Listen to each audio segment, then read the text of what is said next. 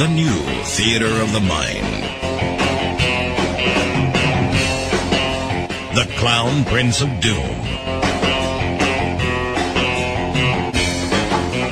The Bruce Collins Show, daring to take radio past the point of no return.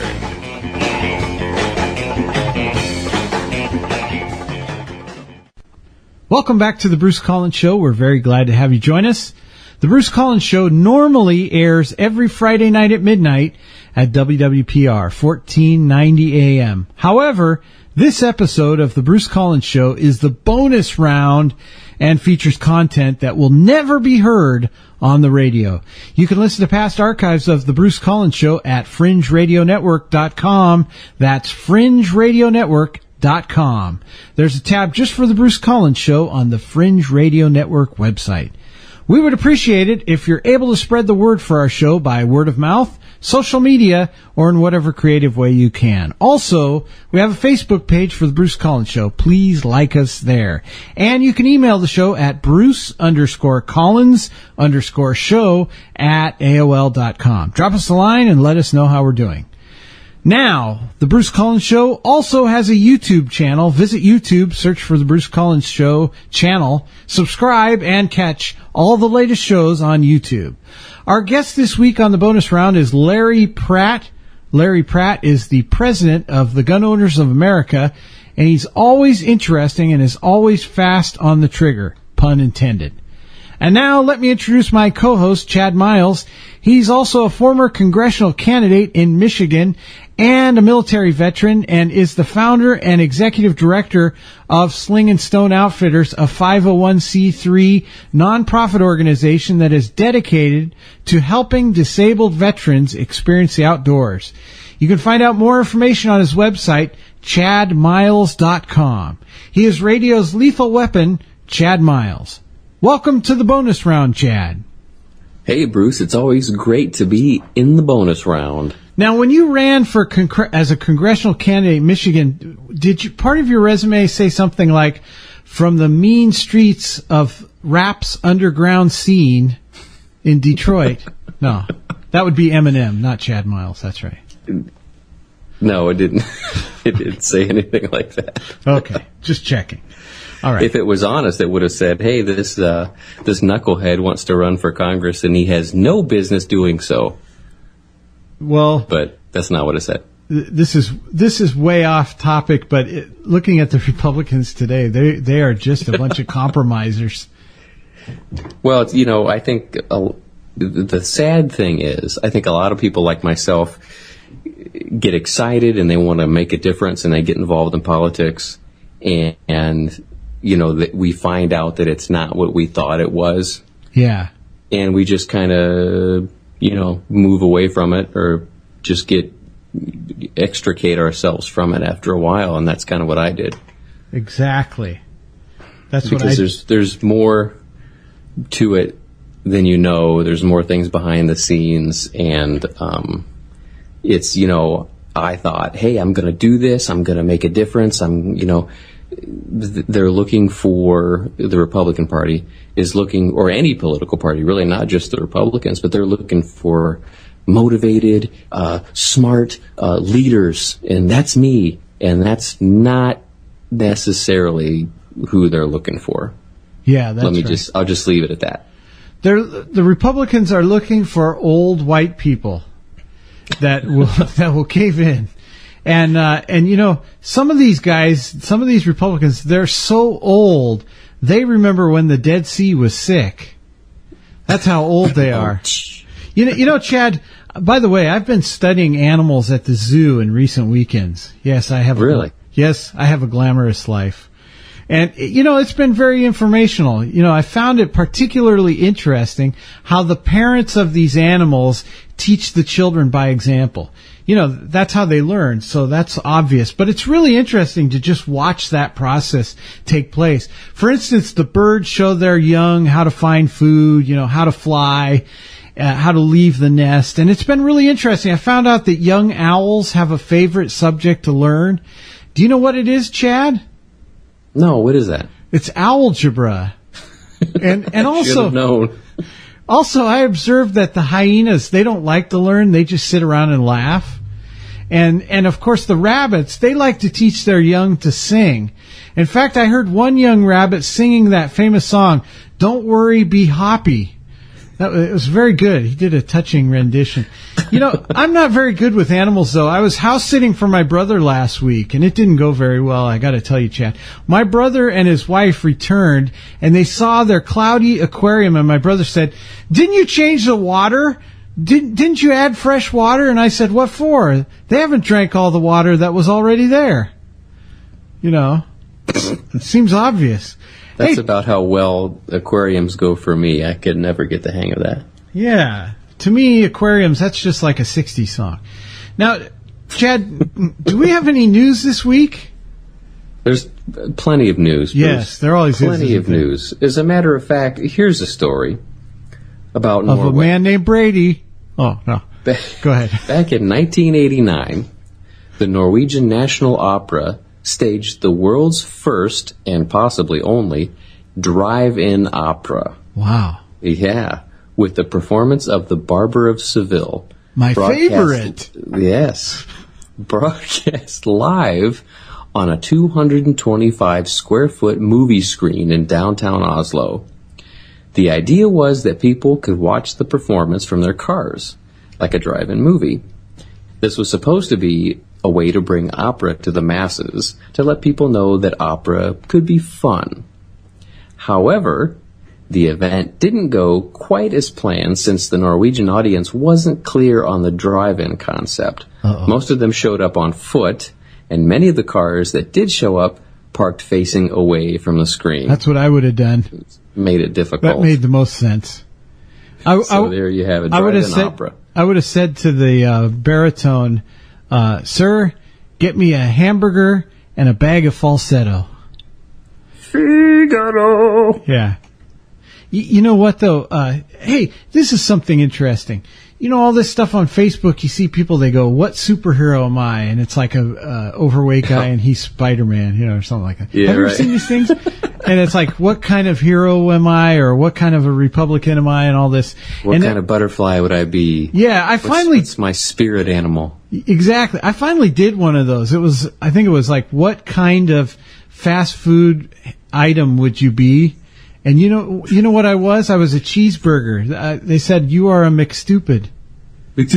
So, you know, I'm always getting insulted. I try to do things right, and I always get insulted on Facebook. I don't know what the deal is. Anyway, here's another news story. The Knoxville, Tennessee Police Department reminded motorists via its Facebook page that all vehicles need working headlights for night driving. Included was a recent department photo of the car of a Sweetwater, Tennessee motorist who was ticketed twice the same evening with no headlights, but get this, but only flashlights tied to his bumper with bungee cords. And his last name was Clampett, apparently. That was from WATE-TV. And that's a real story. It is. We're not making this up, folks. Yeah. We're not making this up.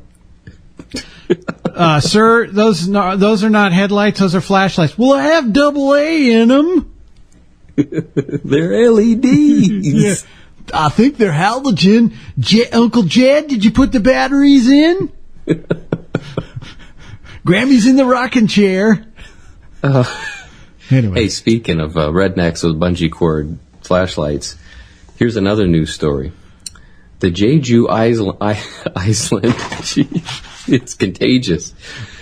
The Jeju Island Korean restaurant in Jiangsu, China, staged a promotion last month to pick up lunch tabs for the 50 most handsome people to dine there every day.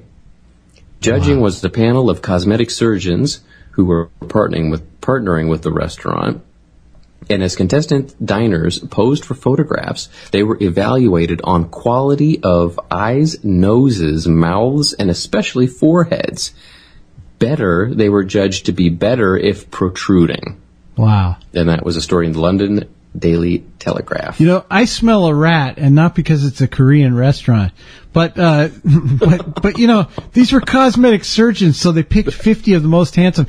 So what do you think they did with the quote unquote ugly ones? Do you think maybe they offered their services?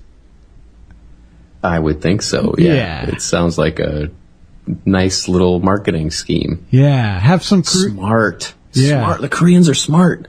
Have some Korean barbecue and come over later and we'll barbecue some of your lipids. What a campaign. Isn't it interesting that if their foreheads were protruding, that was a better score? Yeah. I hope that's true for me. Man, I would do really good because I have a 5 head. I don't have a 4 head. I have a 5 head. Yeah. I have a receding hairline. So do I. I think a lot of people do at our age. And I'm older than you, but we'll start the 5 head club. Yeah, exactly. And then we'll go to Korea and get a free lunch. Yeah. Now, since you had a restaurant story, I feel it's only right for me to counter with another restaurant story.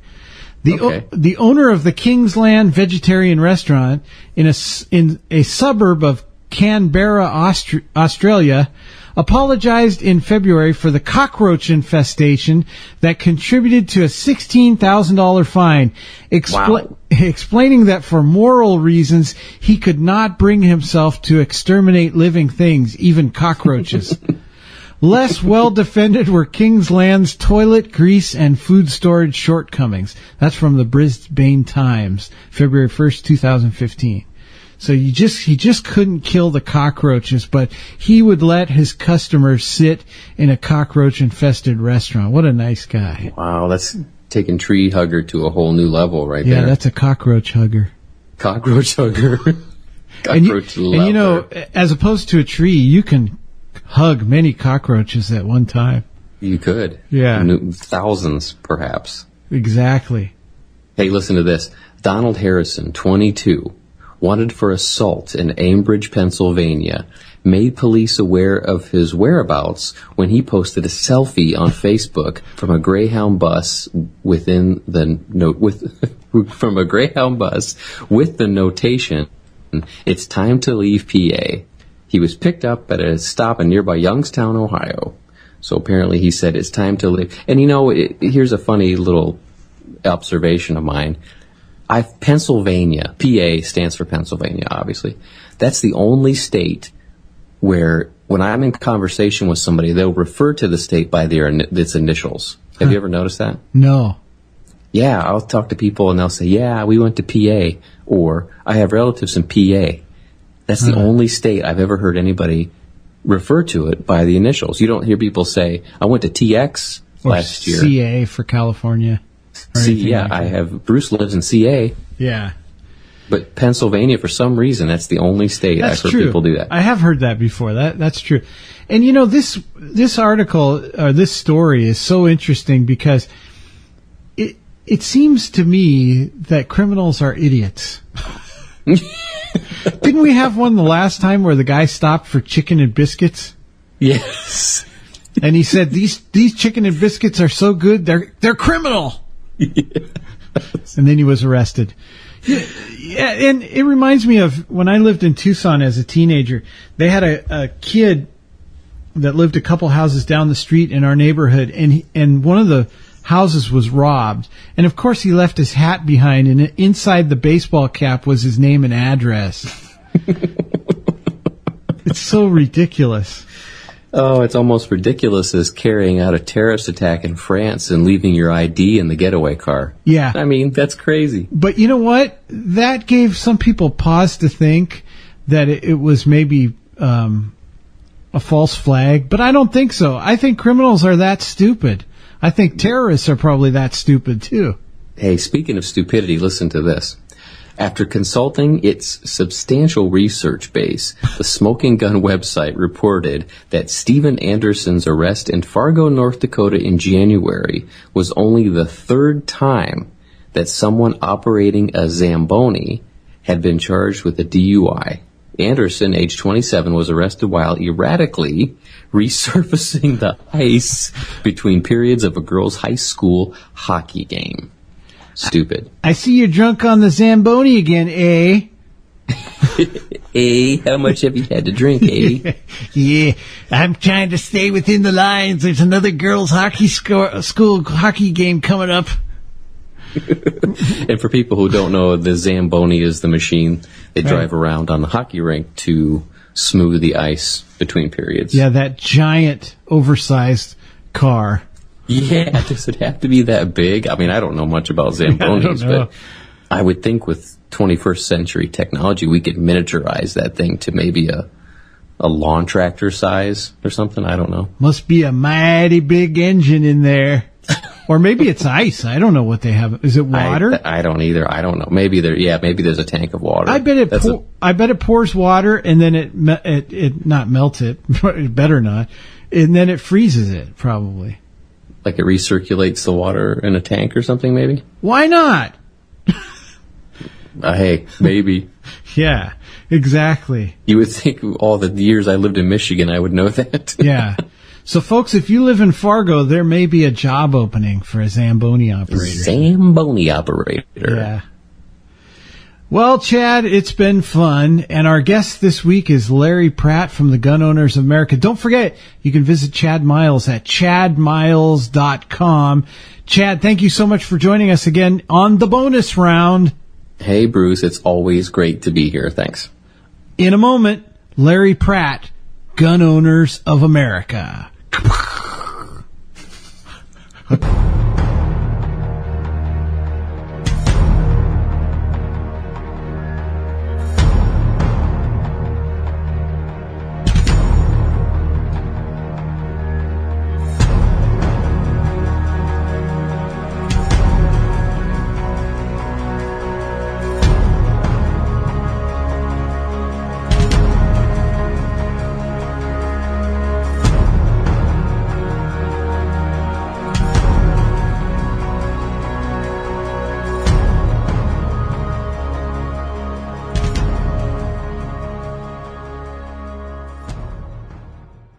And joining us once again is Mr. Larry Pratt. Larry Pratt is the Executive Director of Gun Owners of America, a United States-based firearms lobbying group.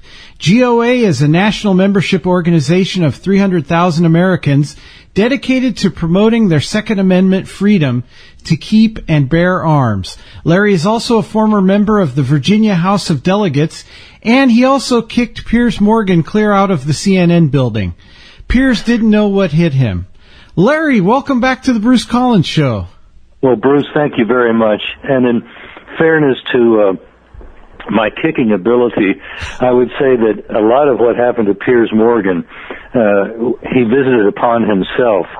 He was so overbearing that within CNN, they were telling him, well, essentially what Alan Colmes told me off the air before I went on his program following the interview.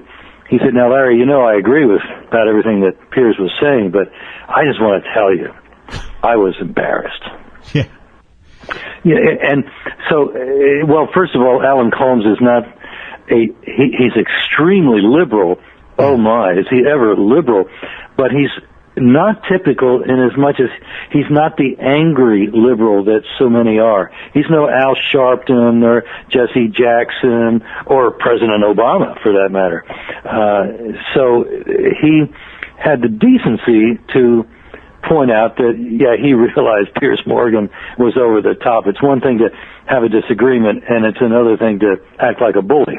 Yeah, I didn't see one of those debates that Piers won, so it was tantamount to him standing in the middle of the ring and being a punching bag. But anyway, that's he pointed out later on, he's now heading up the U.S. edition of the Mail Online, which is a British-based newspaper / online news source, that it was his unsuccessful effort, to educate Americans about the danger of their love affair with firearms that led to his departure from CNN.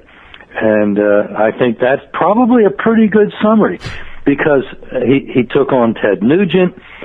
Ted Nugent certainly took care of himself. Yeah. He took on Ben Shapiro, a columnist with Town Hall and other places. Same thing.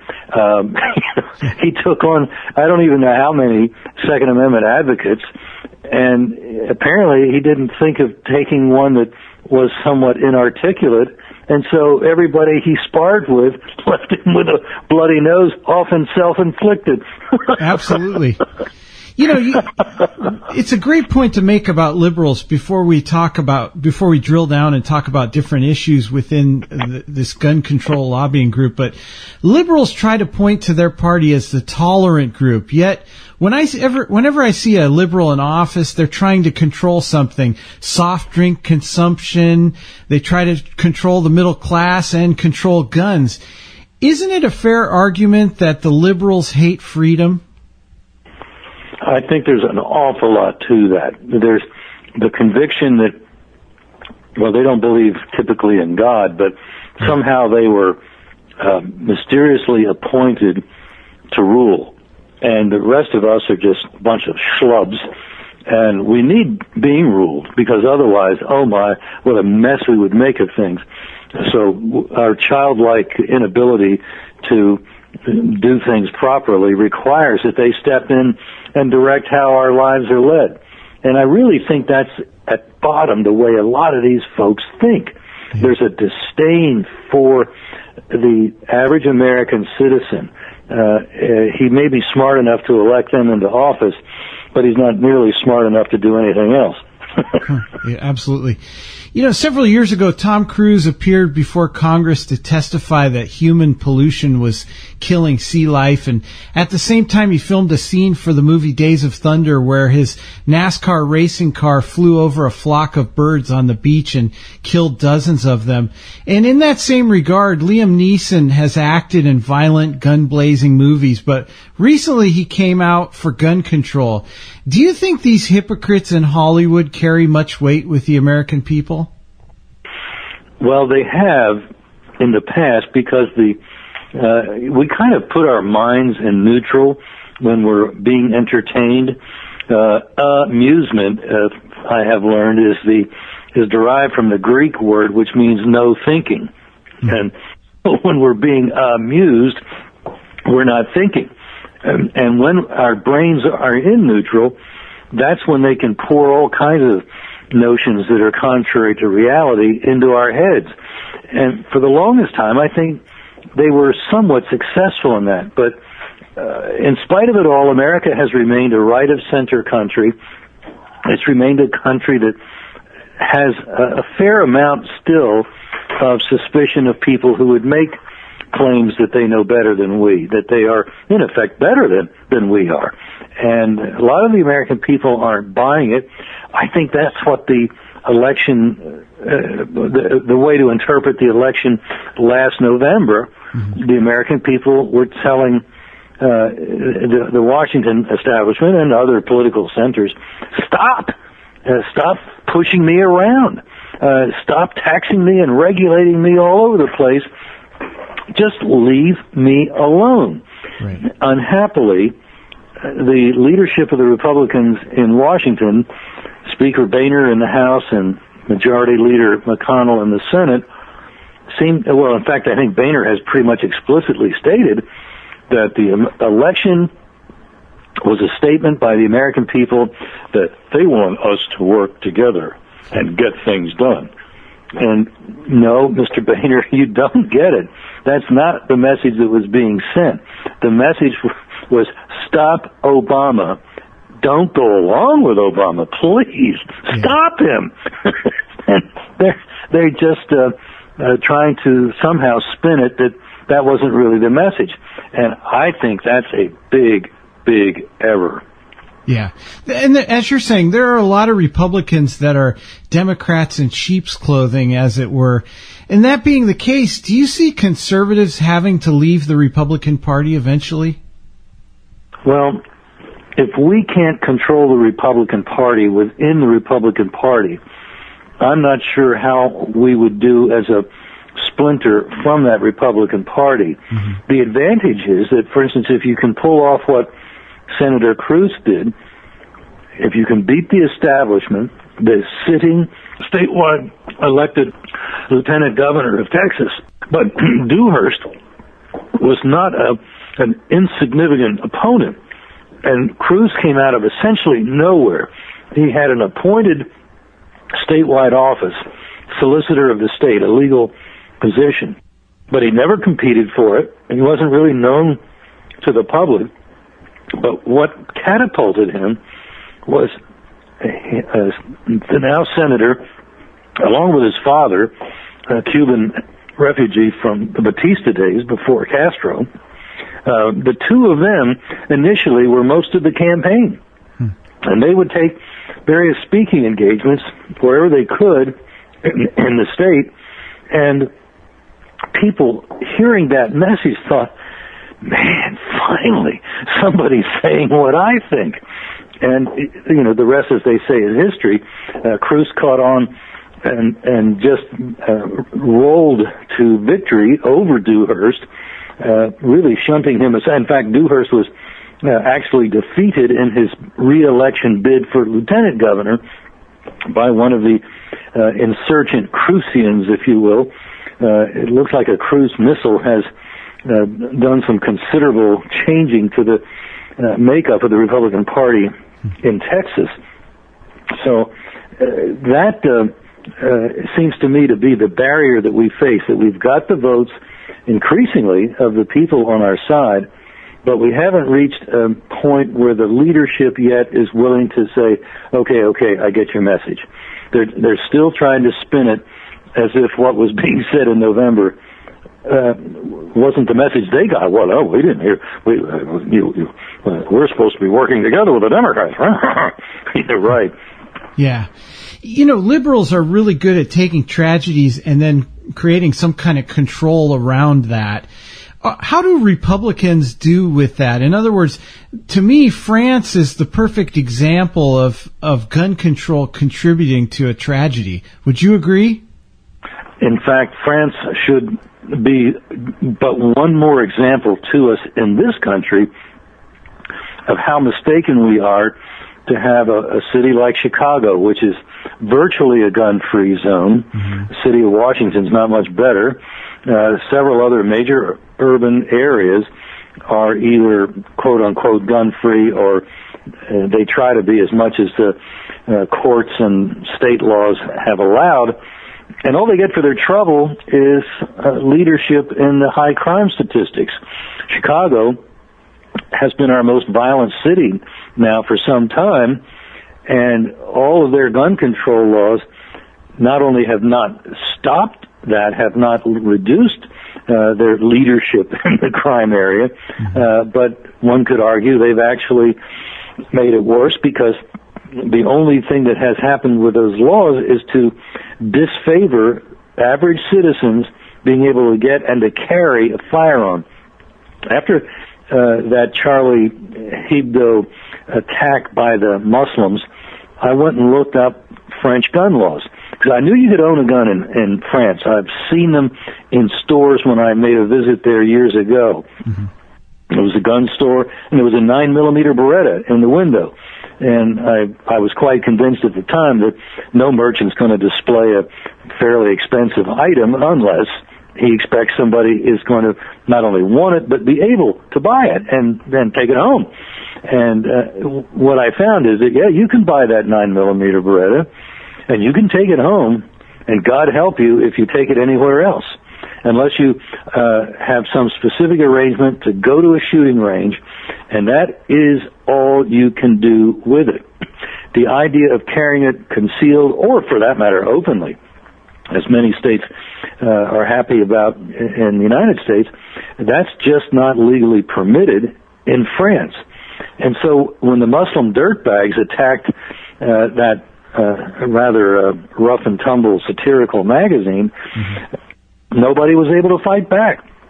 And a lady cop on her bicycle, because that's what most of the French cops apparently get around on, rode up to the scene of the crime.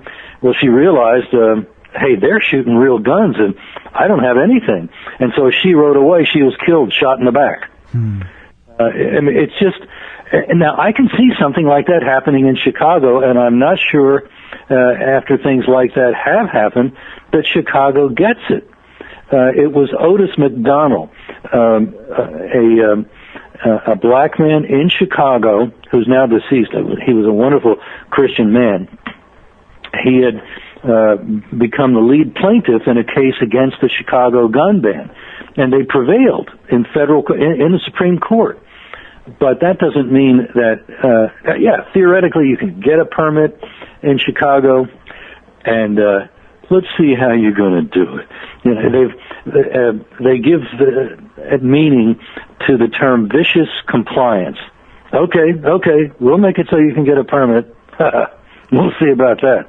And so Chicago lumbers along as our leading crime center, and I think it goes back to the point you were making. It's that lust for control that so many liberals have that produces this idea of a defenseless, dependent citizenry that, frankly, are more like subjects, more like a British or European idea of the people rather than citizens as the boss of the government. Yeah. That's supposed to be the way we are in America. Increasingly, that's not the way it is, we have to honestly say, but that's the idea. And obviously, the boss then should have some recourse to means of violence to protect himself and ultimately to enforce his will. That's the meaning of the Second Amendment. It's to keep the government in check. And we've seen actually some fairly dramatic examples of that, or not, in the last 50 years. In Athens, Tennessee, in 1946, there's actually a Hollywood movie made of the Battle of Athens. And returning veterans were none too happy to see just how corrupt their little city of Athens was. And so on the night of the Democrat primary in August in 1946, what they suspected was likely to happen did happen. The cops in Athens illegally removed the voting boxes from the places of the voting where they were legally required to leave them and count the votes in each of those voting places. Instead, they took the voting boxes with the paper ballots, and this is why I like paper ballots, because all this was visible to many, many, many, many people. They removed them to the cop shop, and there they were going to distort the election returns and announce that the corrupt regime had been reelected. Well, the militia, as it were, these returning veterans and other townsmen came riding into the center of town, encircled the cop shop, and told them to surrender the boxes. And at that point, they were answered with a couple of gunshots. A brief gun battle ensued, and the police inside realized that this wasn't going to end well for them. And so they put up a white flag. They exited the building. The ballots were recovered, and lo and behold, the reformers had won.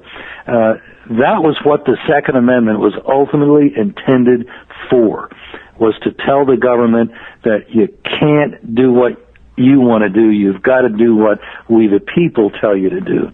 And I would say more recently, within the last year or so, the Bundy Ranch in Nevada, outside of Las Vegas, was another example of this, where the federal government, let me just take a step back.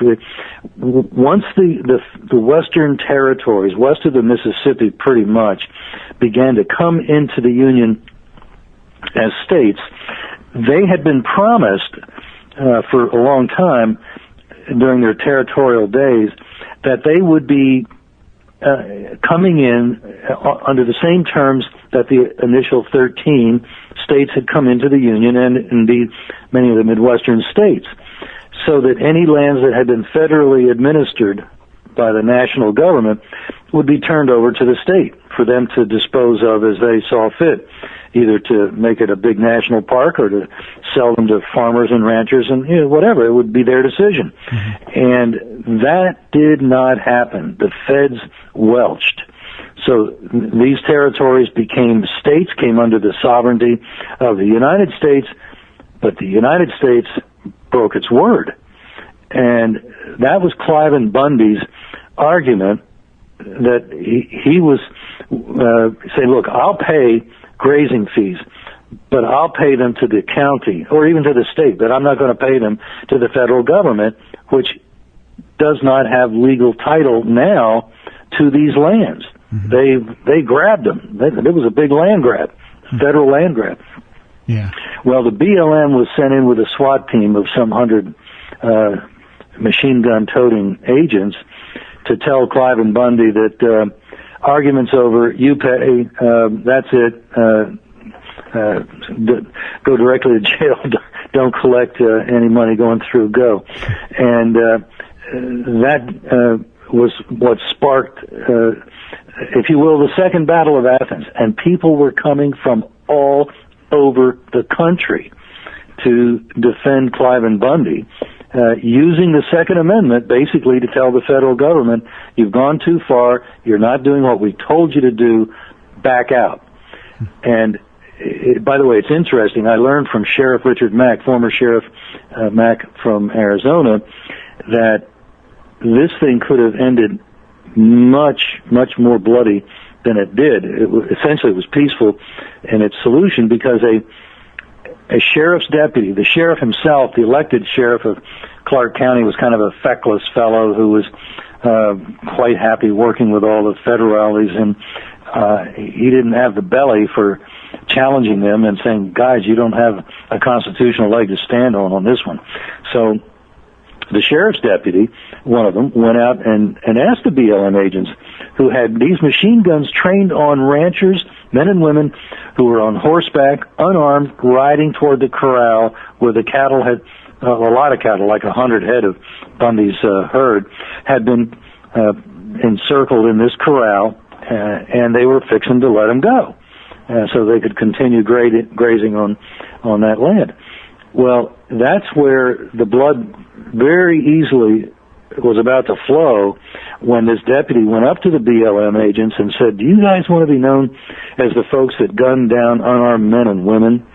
And that was what broke it. That's when the BLM apparently recovered a conscience and lowered their guns and rode off, and that was it. And I remember that very clearly because that was I wasn't there, but I was fixing to go there. It was a Saturday morning, and I got a call from Stuart Rhodes, the head of the Oath Keepers, which is a wonderful organization of current and retired military and cops who have taken an oath not to obey any unconstitutional order. Well, as they saw it, an unconstitutional order would have been to gun down unarmed men and women on horseback, especially when they had a reasonable claim for the position they were taking. So that's the situation where this deputy broke the evil spell, if you will. The cattle were released, the BLM rode away, and I got a call from Stuart Rhodes.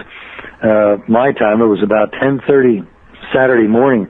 I was getting ready to go out the next day to a news conference that would be held on the Monday following my Sunday arrival, where we were going to be on the ranch and we were going to try to dramatize what was wrong with what the government was fixing to do. And, of course, the news conference, Stuart called to tell me, had been canceled. And I said, what? And he said, yeah, the government's gone. And I said, well, what happened? He said, well, they just rode away.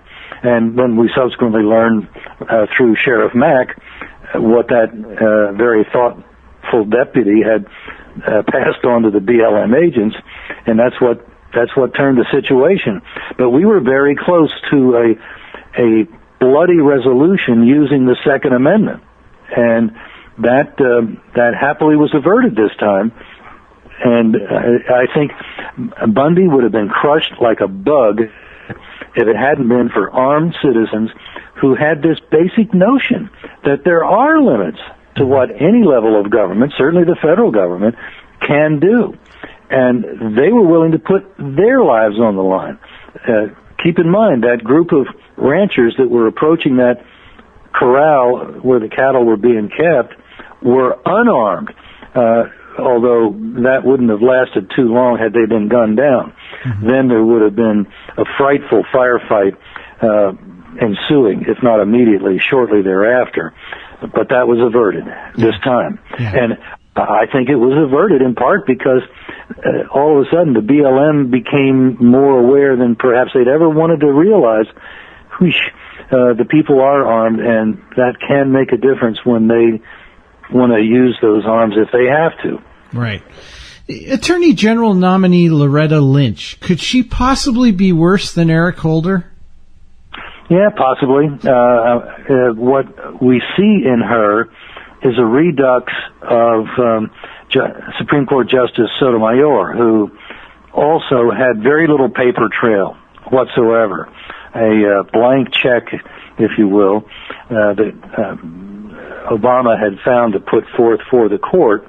Now, I'm quite certain that Obama doesn't make any mistakes to his right knowingly, and something as important as a Supreme Court nomination, you're not going to make any mistakes knowingly. And so I'm sure he vetted Sotomayor, but when she was up testifying, she said that, well, no, she thought that the Second Amendment, she would support. I think we already had the Heller decision by then. No, we didn't.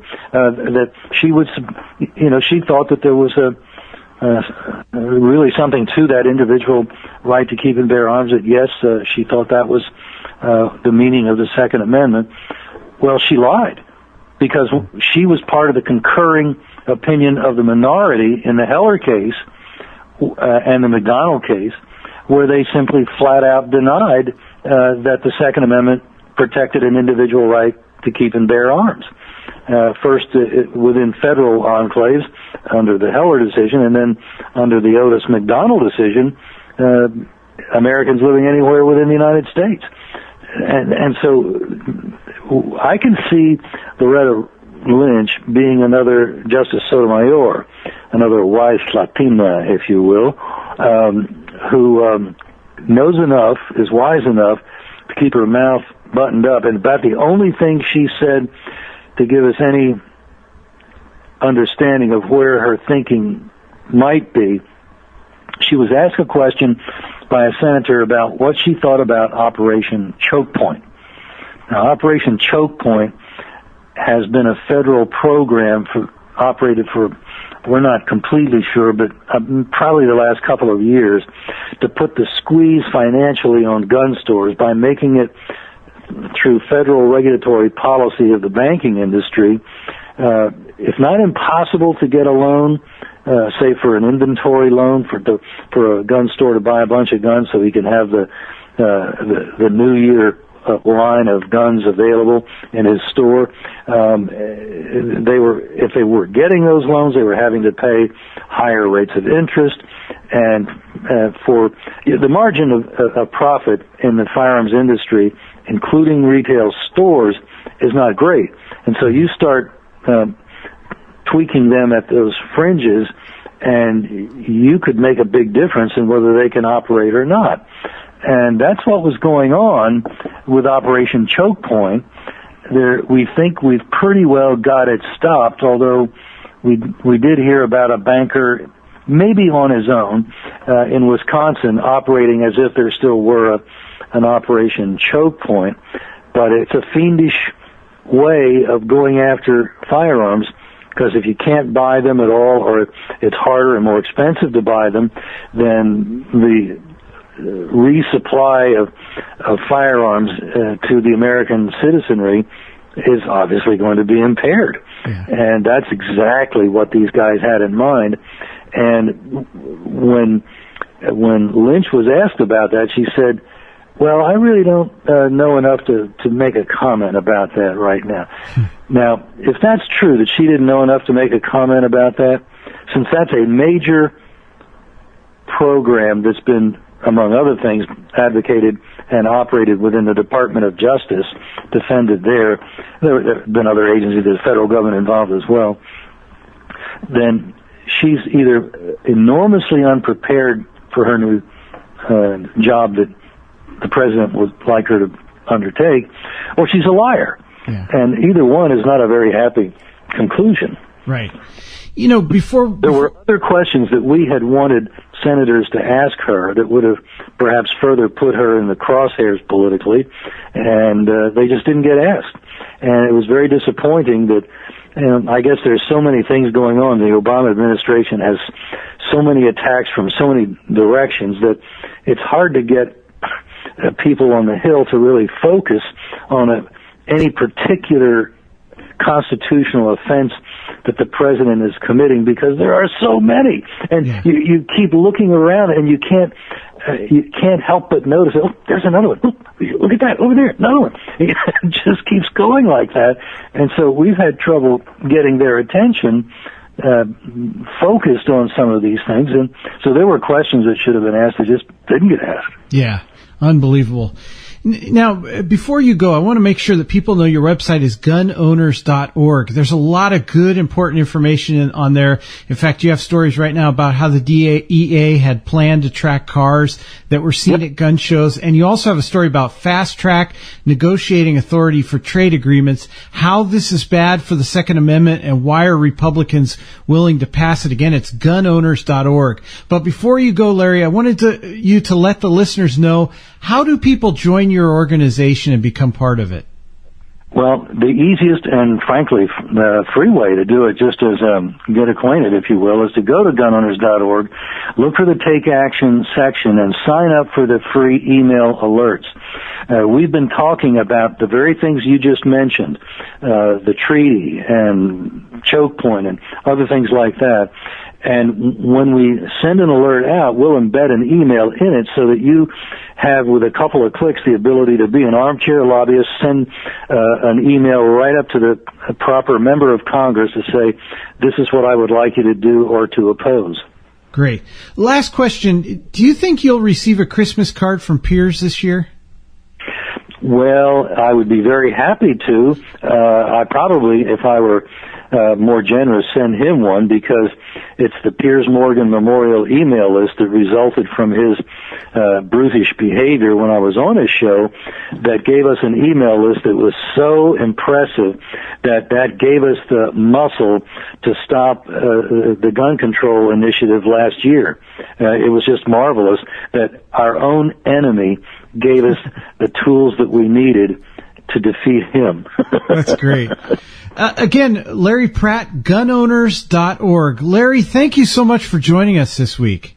Great to be with you. Thank you. Thanks.